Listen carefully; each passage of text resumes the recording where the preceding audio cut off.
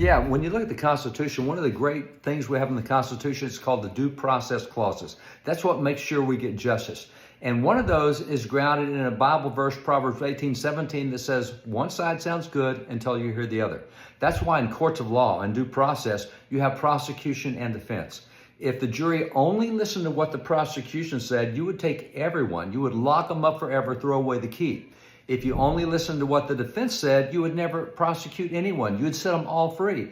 Truth is between the two of them, and it takes both sides to find what the truth is. And so we're finishing a book right now on World War II, and we've been right in the middle of all this Hitler-Stalin stuff, and they're both really bad guys. So there's just no way around that. With Stalin, you've got about 43 million. He's responsible for the deaths. With Hitler, it's about 45 million.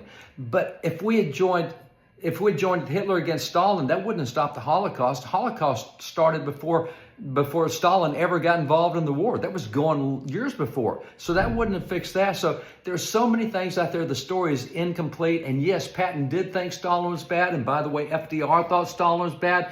Churchill thought Stalin was bad. But he had 20 million guys that we needed to fight the Nazis, and that's why we needed him, not because we agreed with everything he did. We just didn't have enough soldiers to take on the Nazis. So, as Tim said, two things can be true at once, and this is where you have to get all the story, not just part of the story, and you can't look at just what one side said about it. You have to look at all the evidence that's out there, and that's what we try to do, and that's what we're doing in this new book on World War II as well. So be careful as you're hearing stories and information.